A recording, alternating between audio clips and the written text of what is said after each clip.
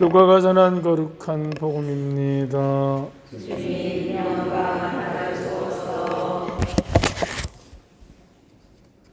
그때 세리들과 죄인들이 모두 예수님의 말을 들으려고 가까이 모여들고 있었다.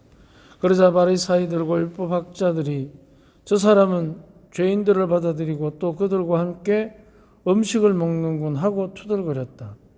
예수님께서 그들에게 비유를 말씀하셨다. 어떤 사람에게 아들이 둘이 있었다. 그런데 작은 아들이 아버지 제 재산 가운데에서 저에게 돌아올 몫을 주십시오 하고 아버지에게 말하였다. 그래서 아버지는 아들들에게 가산을 나누어 주었다. 며칠 뒤에 작은 아들은 자기 것을 모두 챙겨서 먼 고장으로 떠났다. 그러고는 그곳에서 방종한 생활을 하며 자기 재산을 허비하였다. 모든 것을 탕진하였을 쯤 고장에 심한 기근이 들어 그가 공궁에 허덕이기 시작하였다. 그래서 그 고장 주민을 찾아가서 매달렸다. 그 주민은 그를 자기 소유의 들로 보내어 돼지를 치게 하였다. 그는 돼지들이 먹는 열매 꼬투리라도 배를 채우기를 간절히 바랐지만 아무도 주지 않았다. 그제야 제정신이던 그는 이렇게 말하였다. 내 아버지의 그 많은 품팔이꾼들은 먹을 것이 남아도는데 나는 여기에서 굶어 죽는구나. 일어나 아버지께 가서 이렇게 말씀드려야지. 아버지, 제가 하늘과 아버지께 죄를 지었습니다. 저는 아버지의 아들이라고 불릴 자격이 없습니다. 저를 아버지의 품팔이꾼 가운데 하나로 삼아 주십시오. 그리하여 그는 일어나 아버지에게로 갔다. 그가 아직도 멀리 떨어져 있을 때에 아버지가 그를 보고 가엾은 마음이 들었다. 그리고 달려가 아들의 목을 껴안고 입을 맞추었다. 아들이 아버지에게 말하였다. 아버지, 제가 하늘과 아버지께 죄를 지었습니다. 저는 아버지의 아들이라고 불릴 자격이 없습니다. 그러나 아버지는 종들에게 일렀다. 어서 가장 좋은 옷을 가져다 입히고 손에 반지를 끼우고 발에 신발을 신겨 주어라. 그리고 살찐 송아지를 끌어다 잡아라. 먹고 즐기자. 나의 이 아들은 죽었다가 다시 살아났고 내가 잃었다가 되찾았다. 그리하여 그들은 즐거운 잔치를 벌이기 시작하였다. 그때 큰아들은 들에 나가 있었다. 그가 집에 가까이 이르러 노래하며 춤추는 소리를 들었다. 그래서 하인하나를 불러 무슨 일이냐고 묻자 하인이 그에게 말하였다. 아우님이 오셨습니다. 아우님이 몸성이 돌아오셨다고 하여 아버님이 살찐 송아지를 잡으셨습니다. 큰아들은 화가 나서 들어가려고도 하지 않았다. 그래서 아버지가 나와 그를 타이르자 그가 아버지에게 대답하였다. 보십시오. 저는 여러 해 동안 종처럼 아버지를 섬기며 아버지의 명을 한 번도 어기지 않았습니다. 이러한 저에게 아버지는 친구들과 즐기라고 염소 한 마리 주신 적이 없습니다. 그런데 창녀들과 어울려 아버지의 가산을 들어먹은 저 아들이 오니까 살찐 송아지를 잡아주시는군요. 그러자 아버지가 그에게 일렀다. 얘야, 너는 늘 나와 함께 있고 내 것이 다 내 것이다. 너의 좌우는 죽었다가 다시 살아났고 내가 잃었다가 되찾았다. 그러니 즐기고 기뻐해야 한다. 주님의 말씀입니다. 그리스도님 참여합니다. 우리가 이제 순례 3일째 이제 미사를 두 번째 미사를 봉헌하는데 오늘 이 복음은 아마 많이들 들어서 잘 아실 거예요. 근데 여기에 그 작은 아들과 큰 아들의 이야기에서 우리가 사람의 본 모습, 사람의 모습을 우리가 어떤지 짐작할 수 있습니다. 첫째, 작은 아들이 아버지에게 뭐를 달라고 합니까? 뭐요? 아니, 성경에 있는 대로 뭐를 달라고 하죠? 자기의 몫이 아니고 뭐를 달라고 하죠? 성경에 있는 그대로 자기 생각하지 말고 뭐라고 하죠? 뭘 달라고 합니까? 그렇지. 아버지 재산 가운데 저에게 돌아올 목. 여기 아버지들 계시는데 아들들한테 줄 거 있는 사람 잘 생각해 봐요. 저에게 돌아올 몫이라 하는 게 아버지가 줘야 하는 겁니까? 아니면 안 줘도 되는 겁니까? 아버지 거예요. 아버지 거. 근데 달라고 하는 거예요. 뭐를? 저에게 돌아올 몫을. 그러면 그 몫은 줘도 되고 안 줘도 됩니다. 아버지 거예요. 근데 나에게 돌아올 몫이라고 생각하는 이유가 어디에 있습니까? 욕심이에요. 자, 이제 욕심의 눈먼 작은 아들. 그때부터 이야기가 이제 시작이 돼요. 근데 성경을 더 잘 보면 아버지는 그 재산을 누구에게 줍니까?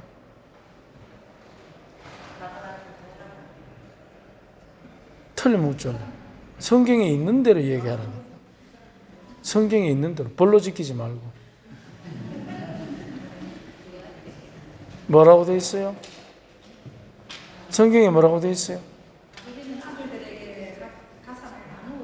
그렇지. 그러니까 아들들이니까 큰아들 줬습니까? 안 줬습니까? 그렇지. 근데 이제 이야기가 이렇게 되는 거예요.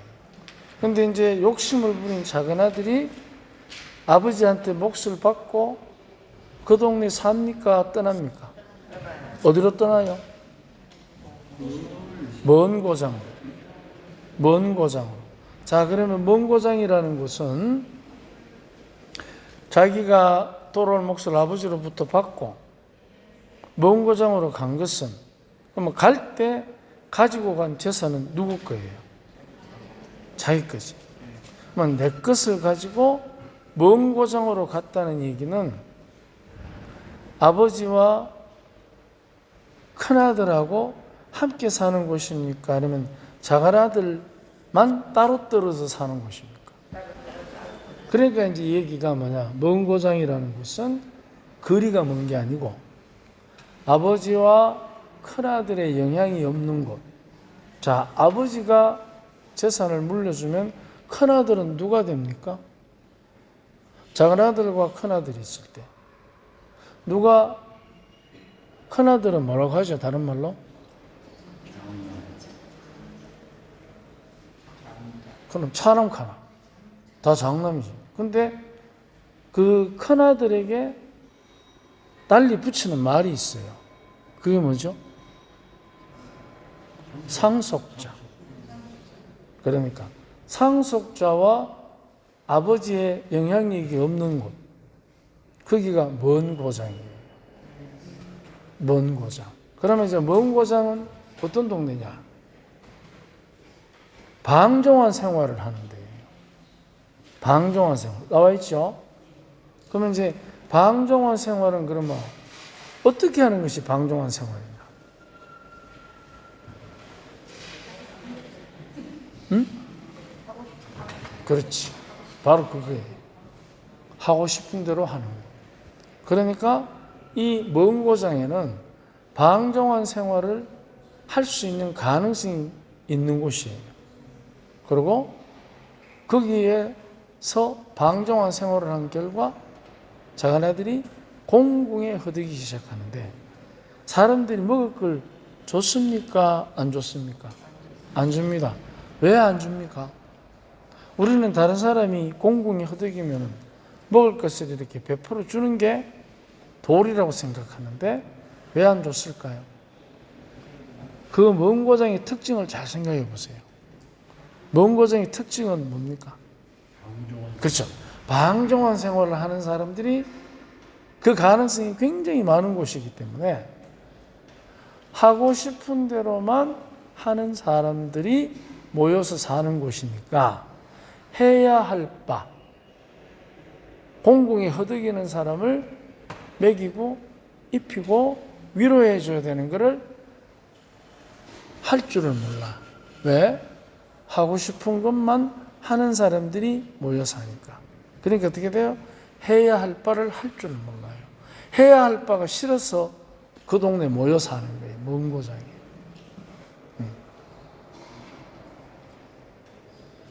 그렇기 때문에 우리가 살면서 이제 중요한 것 한 가지인데, 우리가 하고 싶은 것만 하고 살 수 있습니까?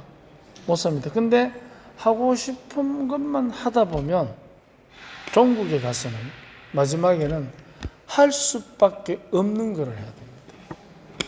먹고 싶은 거 실컷 먹었지, 지금까지. 그러니까 지금 뭐 먹어? 고지혈증약, 고혈압약, 당뇨약 먹어야 됩니다. 할 수밖에 없는 걸 해야 됩니다. 그래야 됩니다. 그래서 우리들이 지금 뭐냐? 할 수밖에 없는 걸 해야 하니까 삶이 행복하기가 쉽지 않은 거예요. 왜? 우리는 지금까지 하고 싶은 대로 하는 것이 굉장히 익숙해져 있습니다. 그렇기 때문에 어떻게 되느냐? 할 수밖에 없는 걸 해야 되는 상황이 우리에게 점점 오는데, 마지막에 할 수밖에 없는 게 뭡니까? 우리가 살면서 마지막에, 그렇죠, 죽어야 됩니다. 하고 싶은 대로 하면 이제 이 할 수밖에 없는 게 어떻게 되겠습니까? 두려워집니다. 그런데 해야 할 바를 하게 되면 죽음이 두려운 게 아니고 드디어 내가 지금까지 하고 싶은 것 참고 해야 할 것을 한 축복의 순간이 오는 거예요. 그 엄청난 행복의 순간이 오는 거예요. 그래서 우리가 죽음이라는 것을 해야 할 바를 할 열심히 한 결과 우리에게 주어지는 축복의 순간, 바로 영원한 생명이라는 축복의 거기에 가는 관문. 저기 보십시오. 여기 아마 여기 프란치스코 성인 맞죠? 안토니오? 아, 그렇고.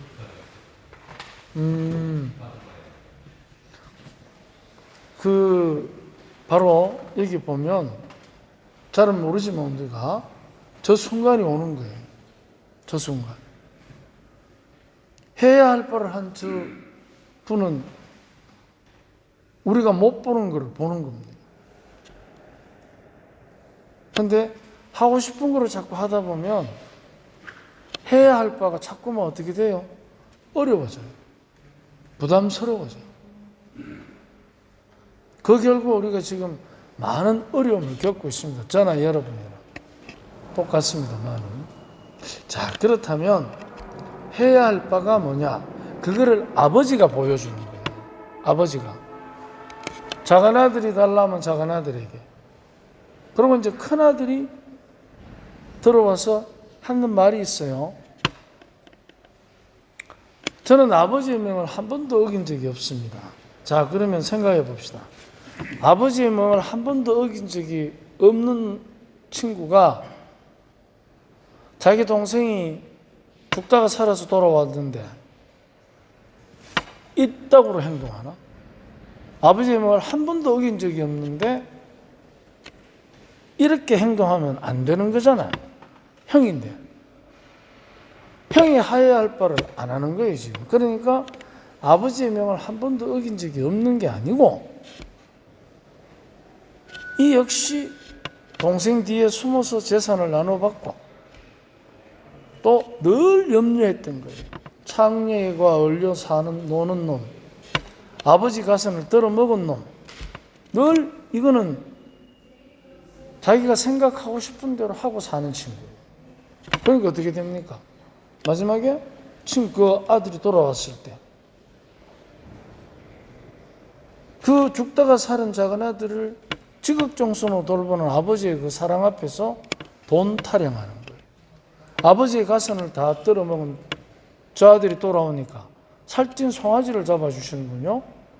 왜? 자기한테는 친구라고 먹으라고 염소 한 마리 주신 적이 없는데. 맞아요?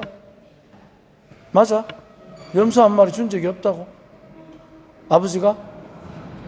있겠죠. 있어도 생각을 안 하는 거지.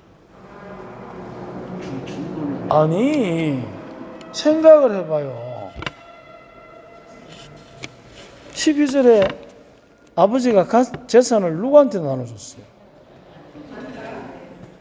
그럼 큰아들 받았어 안 받았어? 근데 염소 새끼 한 마리 잡은 적이 없다고?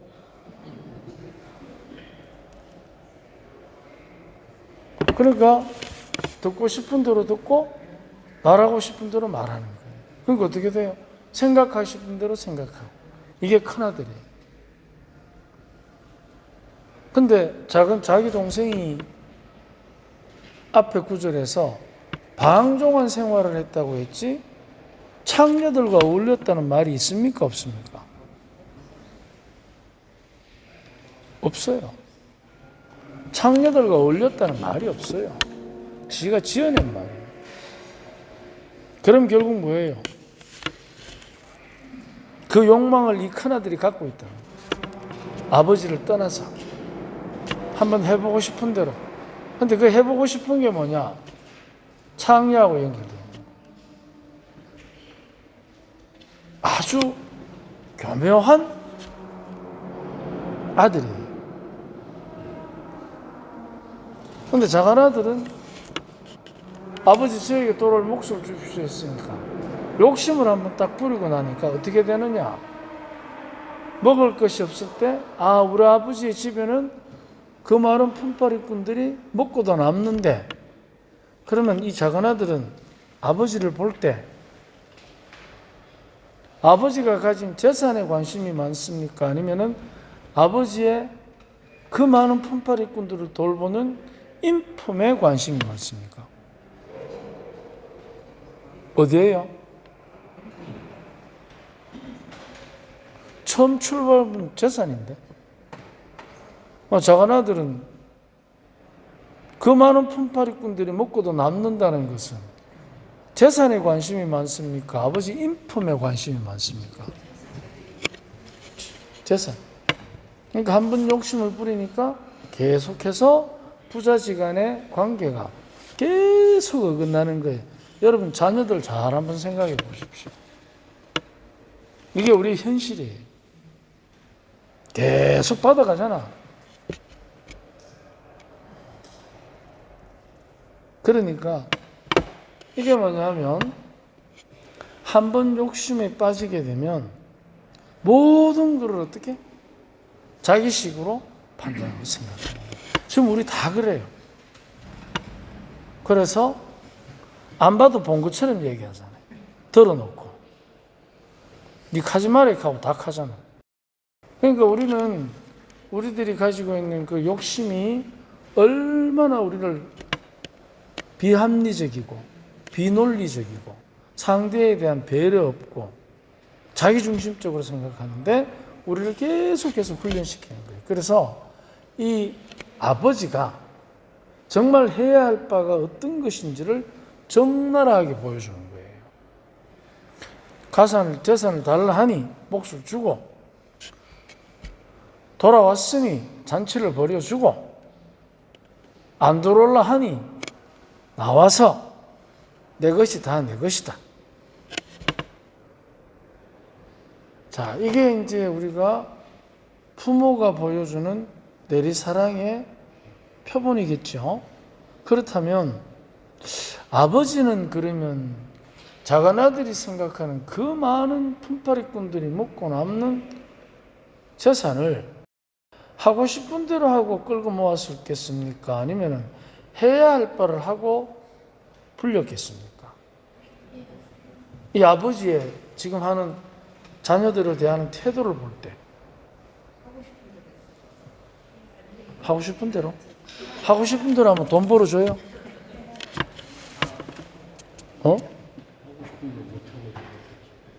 그러니까 이게 바로 여기에 보면 그 아버지의 인품이라는 것은 자기가 가지고 있는 모든 그 많은 재산의 근본 바탕이에요. 해야 할 바를 하는 사람의 그 인품. 그래서 우리들이 다른 사람과의 관계 속에서도 해야 할 바는 항상 우리를 성숙시킵니다. 하지만 하고 싶은 대로 하는 것은 결국은 내가 하고 싶은 대로 하면 할수록 어떻게 되느냐? 하고 싶은 대로 한 결과에 대해서 계속해서 기대를 거는 거예요. 그러니까 어떻게 되느냐? 기대는 항상 실망과 불만을 가져다 줍니다. 그러니까 작은 아들이든 특히 큰 아들에게서 그 현상을 우리가 정확하게 볼 수 있습니다. 그렇다면 우리들이 해야 할 바, 그것은 여러 말이 필요 없고 누구든지 간에 눈높이 사랑을 할 수 있는 힘을 길러야 합니다. 아버지처럼. 그렇다면 이 아버지가 그 눈높이 사랑으로 자녀들을 사랑하는 모습, 그것은 바로 하느님의 모습입니다. 하느님의 모습. 그렇기 때문에 우리가 특히 이제 사순절 맞이해서 이 순례길을 가면서 나는 과연 한국에 두고 온 그 많은 사람들과의 관계에서 눈높이 사랑을 얼마나 내가 나눠준 적이 있는가? 우리가 생각하는 대부분의 상대에 대한 생각들은 내가 눈높이를 맞추는 게 아니고 그가 맞춰지기를 바랄 때가 참 많을 것입니다. 그렇기 때문에 어떻게 되느냐? 마음에 드는 사람이 많습니까? 안 드는 사람이 많습니까? 그렇죠? 안 드는 사람이 많은 거죠. 그렇죠. 그래서 우리들이 정말 우리 안에 순례길을 가면서 특히 사순절이니까 내가 기도해야 되는 이 순례길에서 그 많은 사람들의 관계에서 과연 나는 얼마나 눈높이를 맞추었는가. 이 순례의 길에 항상 우리와 눈높이를 맞추시는 그 주님의 눈길. 그래서 우리가 이 순례의 길에서 그분의 그 눈높이 사랑 덕분에 많은 성장을 할 것입니다. 우리가 정말 이 순례가 나를 성숙시키는. 근데 성숙이라는 것은 분명 눈높이를 맞춰줄 줄 아는 지혜라고 한번 묵상해 봅시다. 그러면 많은 것들이 우리 안에서부터 새롭게 좀 달라질 것입니다.